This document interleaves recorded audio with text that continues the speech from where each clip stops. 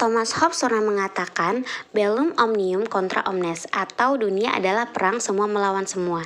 Kata-kata Hobbes ini cukup menggambarkan kondisi dalam dunia internasional yang bersistem anarki. Di bawah sistem anarki ini, negara-negara di dunia harus mampu mempertahankan dirinya dari ancaman serangan negara lainnya.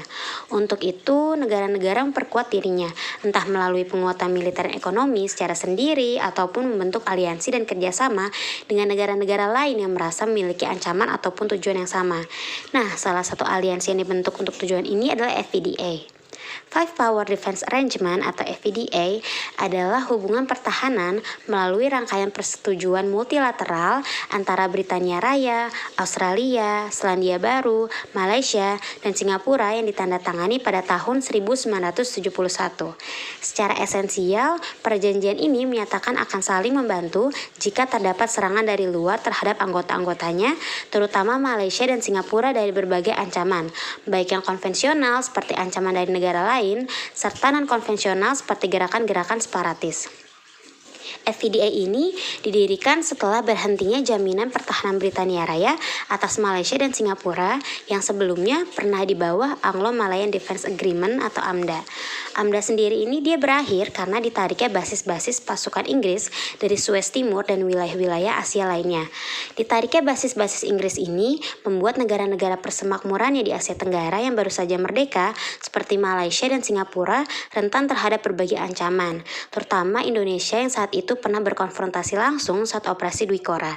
Sehingga untuk menjamin kembali keamanan Singapura dan Malaysia, dibentuklah FPDA sebagai deterrent effect dari strategi balancing terhadap ancaman dari luar.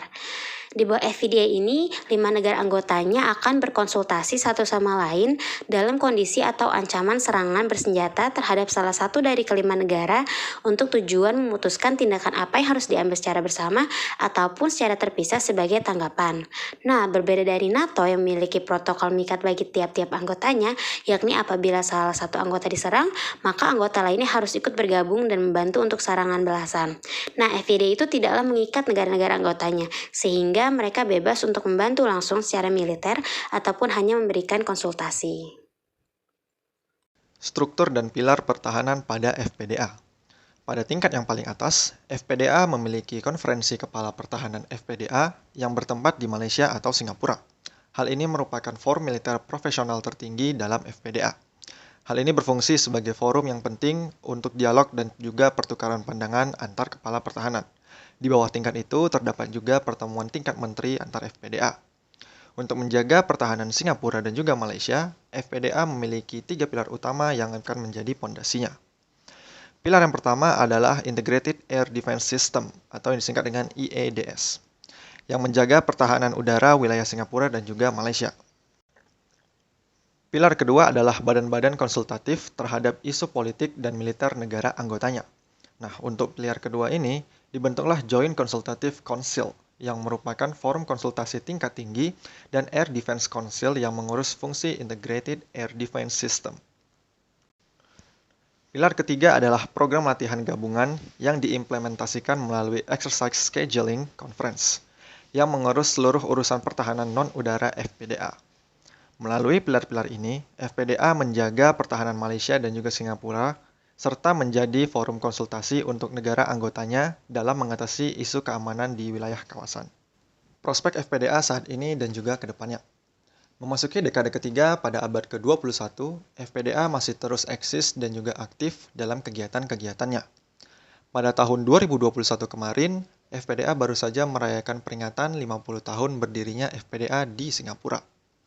Pada pertemuan ini, perwakilan tiap negara berupa Menteri Pertahanan dari Singapura, Malaysia, Australia, Selandia Baru, serta Komisioner Tinggi Inggris memberikan komitmen ulang terhadap FPDA. Mereka membahas penguatan kembali kerjasama dalam bidang pertahanan, termasuk dalam bidang counterterrorism dan pertahanan maritim agar FPDA selalu relevan dalam menghadapi permasalahan kontemporer. Tidak hanya itu, FPDA juga masih rutin mengadakan latihan bersama. Latihan ini diikuti oleh kelima negara anggota dengan tujuan melatih kekuatan matra darat, laut, dan udara tiap-tiap anggota untuk menghadapi ancaman konvensional dan juga non-konvensional. Contohnya saja, setahun setelah berdirinya pada tahun 1972, FPDA mengadakan latihan exercise bersatu 5.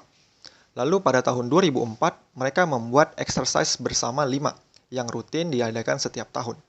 Hingga yang paling terbaru adalah di tahun 2021 kemarin, FPDA mengadakan exercise bersama Gold untuk merayakan 50 tahun berdirinya FPDA. Program-program tersebut menunjukkan kuatnya komitmen FPDA untuk terus eksis dan juga relevan, mengingat mereka mendapatkan ancaman dari Cina yang selalu mengintai di Laut Cina Selatan, terutama terhadap kedua anggota negara mereka yaitu Malaysia dan juga Singapura yang secara geografis terletak sangat dekat dengan zona Laut Cina Selatan.